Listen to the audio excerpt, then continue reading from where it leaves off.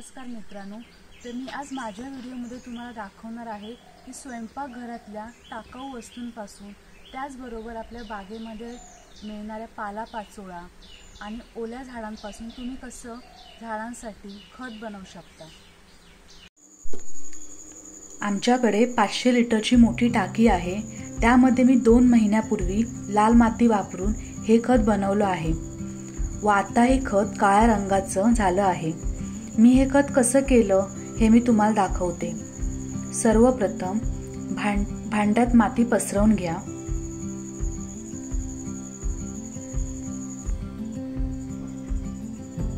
पूर्ण भांड्यामध्ये गोल माती पसरवून घ्या। नंतर त्यामध्ये नारळाच्या किशा टाका।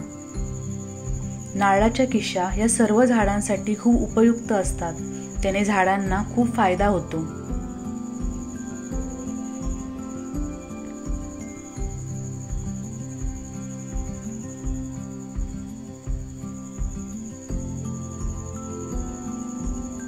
नारळाच्या किशा पसरवून घेतल्यानंतर त्यामध्ये ओली झाडांची पाने, सुकलेली पाने व गवत टाका आणि नंतर तुमच्या घरात असलेला स्वयंपाकघरातील टाकाऊ पदार्थ टाका व हे सर्व मिश्रण मातीने बंद करा व दर 4 दिवसानंतर यात 1 ग्लास पाणी टाकून ती सर्व माती ओली करा।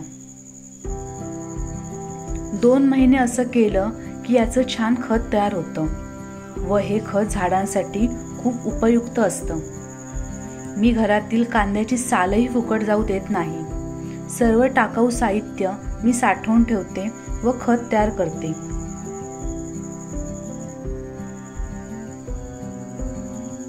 आता तुम्हाला व्हिडिओमध्ये दाखवायचं म्हणून मी कमी प्रमाणात हे बनवत आहे, नाहीतर मी हे खूप मोठ्या प्रमाणात खत बनवते।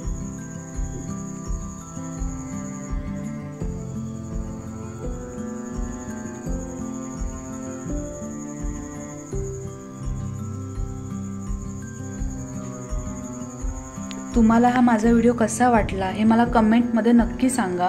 मी असेच छान छान व्हिडिओ तुमच्यासाठी आणत जाईन।